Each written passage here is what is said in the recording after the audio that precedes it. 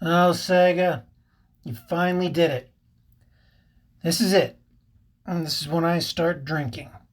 Because the harbinger of the dark times is now upon us. And no, it's not the back to back months of 5% inflation. It's not the gas prices that are now well over $3 a gallon.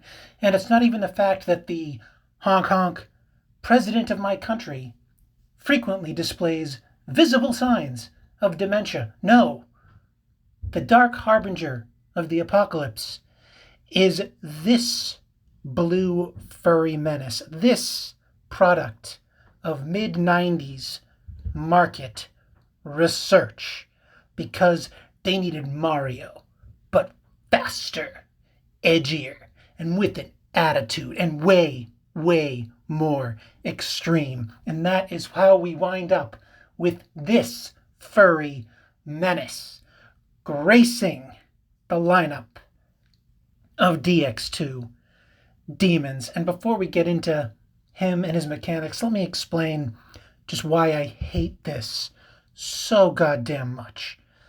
You know, when they had the Bayonetta crossover, that Bayonetta crossover that we were all just clamoring for because people can't get enough of that BDSM simulator, I shrugged my shoulders when Dante, from the Devil May Cry series, once again graced us with his presence. I rolled my eyes when Guts joined the mix, and I sighed audibly when fucking Ghost in the Shell came along. It's. I just can't stand. Like, I understand, Sega. You gotta make a buck. You or one of your subsidies owns one of these properties and you're trying cross promotional bullshit. Look, I get it, but here's my problem. There are literally hundreds of unimplemented SMT demons. Hundreds, as of yet, unimplemented. And every time you waste resources, money, and effort implementing these shill demons, we are denied something from the SMT pantheon, the legitimate SMT pantheon. And that's why I'm here. My childhood nostalgia for Shin Megami Tensei. Just to explain how far back I go, my first Shin Megami Tensei game was the original Revelations Persona for the PlayStation 1. The original botched localization of Persona 1. The Persona where if you pooch a demon negotiation, some of those demons will call you a retard before piecing out. It is goddamn beautiful, and I loved every goddamn second of it. So when I see Sonic the fucking Hedgehog, I just die a little inside. Guys, this isn't something even the burning of the Republic did to me, but I digress. Rant over. Let's get into what you did, Sega. The supersonic hedgehog that wants to maintain his title of being the fastest ever. He enjoys his freedom and hates twists and turns. Although he's a bit short-sighted, he has the heart to help out those in need. He believes that life is a series of adventures and mishaps, while even finding excitement in the world being in peril, since that's exactly what he wants to experience. He, the hedgehog that's, quote, kind of a big deal, end quote, and can't stay still. He's Sonic the Hedgehog. For fuck's sake, Sega, hire a native English speaker to do your goddamn localization work. Let's check out the stats. Now, I only have him at level 39 because he just came out and I'm not wasting resources on this fell creature. But the two things you want to look out for are his strength, which caps out at, I believe, a natural 165, and of course, the agility stat, which is a decent 236, if I remember correctly, somewhere in that range. Of course, his magic is garbage, his vitality is garbage, and his luck is meh, but those aren't really important for someone like him. And his character model looks pretty good considering. It does look, in fact, like our edgy Hedgehog. And they did give him, for his unique skill, its own unique animation where it shows him curling up into a blue ball and whipping around the screen. So, okay, nice touch, Sega. Let's get into the skills. Transferable Speedster. Well, duh. 50% own effect on battle speed. Who didn't see that coming? For his first unique skill, the passive, Supersonic Hedgehog. HP stops at 1 HP upon receiving the first killing blow, so he's got a natural endure. Activates the following chain effect at the beginning of own turn. Enters a state of might. The next physical attacks will have a critical effect. Okay, so every round he charges up and gets a free guaranteed critical, which is important for his other unique skill, Spin Dash. Force physical damage 4 times with a power of 45 on random enemies. And when in a state of might, this skill will have a force pierce effect. That is something that is really crucial to keep in mind with this guy. The damage inflicted by this skill is dependent on physical attack, okay, and this attack can have a critical effect or a miss, depending on your respective rates. So here's why this is terrible. Okay, and from a PvP perspective, the situational force pierce. Now, as we all know, Sonic is a speedster demon, and if you're running speedster, the whole point is to maximize every single press turn.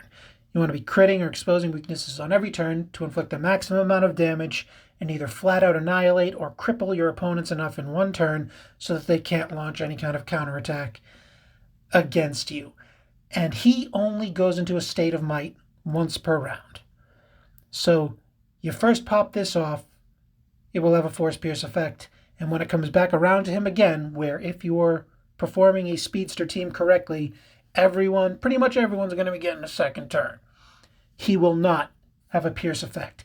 And that will just lead to all kinds of mistakes. Because, trust me, you will forget that he loses his force pierce, and it will bite you in the ass. And it means you've got to make mental calculations of who's got force repel, force null, and all that, instead of just being able to set it and forget it, like someone with a natural pierce effect. Secondly, inflicts force physical damage 4 times with only a power of 45, which is on random enemies. In PvP, you're fighting upwards of 4 enemies at a time, and this will just do nothing. Even on paper demons, unless you get really lucky and it focus fires one of them down, this isn't going to help you all that much. The best you can hope for is on the first round, all of your other demons wipe out 3 out of the 4, and then you get this to come in and quadruple tap that last demon. Because if you can focus fire this on someone, hey, that's a skill with an equivalent of 180 power, smacking him down, which isn't the best in the world, but it ain't bad. And if he's got his might effect and he's critting on all 4 of those, you can do something decent with that. Granted, his strength is pure garbage. Even if you load it with Mitamas, he hits like a bitch. So, very, very underwhelming. And if you level it up to level 4, oh wow, only 10% damage boost if you max this out. And of course, MP cost this skill -1, which makes this even more underwhelming. There you have it. I gotcha'd him in the Protector archetype, and I don't care enough to shift him around because I'm not going to be using him, but that comes with Charge, where you enter state of charge, increases your next physical attack damage by 125%, and I understand this, right? Because like I said, he only gets 1 might and ergo 1 force pierce effect per round. So, if you've got him able to go twice in a round, hey, you use his first time to charge up, and then you unload on that second attack with a charge, plus a might, plus a force pierce. Brilliant. You can make it work, though. There are other demons that can do this better and without going through all the rigmarole. And as for his transferables, if you're gonna run with them, hey, anything to increase his spin dash damage, because if you level up spin dash, it only costs 4 MP, which means you can go full war brands on him. So give him force boost, force amp, any of those things that boost force damage, or anything like Berserker that increases your damage. What is it? A serial killer that increases multi-hit attack damage. Stuff like that. And remember, you must use force boost, force amp. Fizz boost, fizz amp will not help you with spin dash, even though it's based on physical, based on your physical attack. Always look to whatever the skill is tagged with when you're applying those passive traits. So force boost, force amp, those are for spin dash, and for every other demon that has one of those elemental attacks, but it uses physical attack to determine the damage. So just a fun fact, remember it, keep it in mind. As for brands, war brands, speed brands, enough said, moving on to the panels. Panel 1, 20% to physical hit rate when in a state of might. Okay, makes sense. Gotcha. And as you can see on panel 2, I have 2 little pips there. And that's because I pulled 2 of this little bastard on step 2 of the step up. I was hoping to God I would only have to spend 500 gems to pull this demon so I could talk about him. But unfortunately, didn't get him on round 1, so I had to go for the guaranteed pull on round 2. And before I pushed that button, I asked myself, do I hate myself? And then quickly said, no, Fingers, you're great. You're so great, you talk about yourself in the third person. So the only other explanation can be, I must really like you guys. So here we go. Panel 2 activates the following chain effect when attacking first at the beginning of a battle. Increases own party's evasion and accuracy by 20%. Hey, not bad. He is a speedster. You go first. Physical accuracy cannot be understated when you're running a physical team. You need that Sukakaja up and you need that Secunda on.